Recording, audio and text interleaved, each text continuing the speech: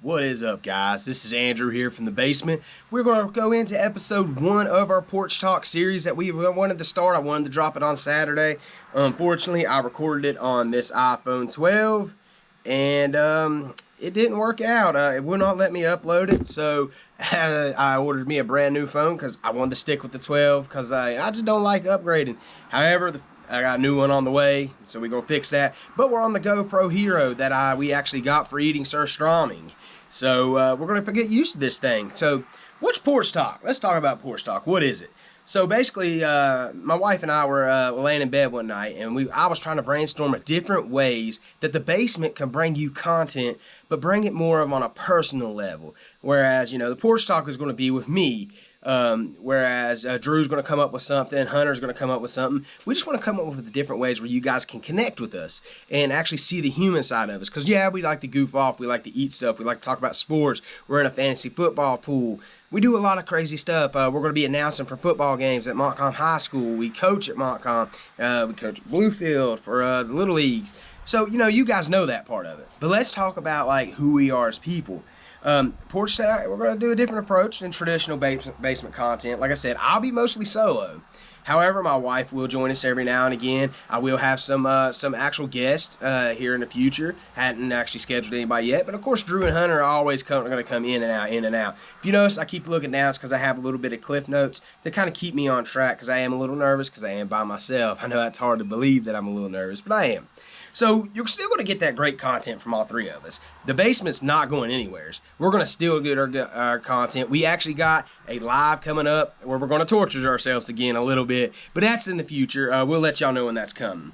So Porch Talk is going to focus on real life events, real life situations, such as mental health, coaching, life events, and of course I'm going to throw that sense of humor part in me that I always do. So with that being said, let's hop into episode 1. Take 2 of Porch Talk with Coach Andrew, where it is my passion and your entertainment. I hope y'all like that little slogan. But with that being said, we're going to talk about adversity and how it plays a vital role in our lives. I said as adults, but honestly, adversity plays a vital part in all of our lives. It builds who we are. But let's talk about what it is. So what is adversity? Adversity is a state of misfortune, hardship, or difficult circumstances that we all go through. And it could be anything in life. It could simply be getting up and going to work. It could be your financial situation, your relationship situation. It could be for your kids going to school and dealing with bullying, dealing with people saying that you're not good enough. So, does adversity define who you are as a person? It's a tough question to ask, isn't it? Some people will say yeah, but unfortunately, 100% that is not true. I mean, it could define you as a person if you allow it to, but it's not. So many times we choose to be products of our environment and our circumstances and feel like maybe we deserve that hardship or that bad thing that is coming. However, we're going to look at a quote later on in this episode where we simply look at sometimes bad things happen to good people. That's just a fact of life. It happens. There's nothing you could do about it. There's nothing you could do to prevent it. It just is what it is. It happens. However, where adversity cannot define you is how you react to that adversity. Are you going to give up? Are you going to accept that defeat? Are you going to accept that you wasn't good enough? Or are you going to keep pushing through? Are you going to keep trying, keep getting stronger and stronger and stronger? It's just like you see my man Ashton Jenney in the NFL right now. He played for Boise State. A lot of people are saying he should have been the Heisman winner, but he didn't win it. Did he let that adversity affect him? No. He went on to get drafted. Now he's a Raider. So, that's just the way we look at it. We could look at Cam Ward, for example. Went from nobody wanting him out of high school, going to Incarnate Wood, transferring to the U, and then being the #1 draft pick. You talk about adversity, that defined him. He went from being Mr. Nobody to being the #1 draft pick. That is what you remember him as. You won't remember the guy that had to walk on to Incarnate Wood.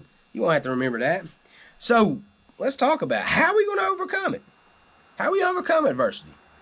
Well, it's not simple.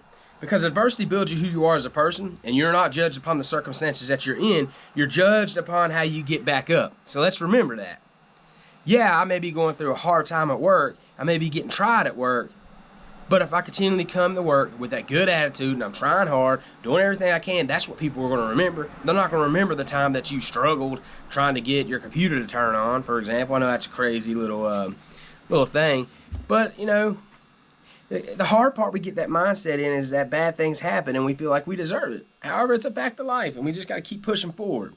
So some of us just accept the norm while others people push forward. There's a lot of us that give up and just settle and get into that rut of life where we're just like, well, this is the best it's going to get.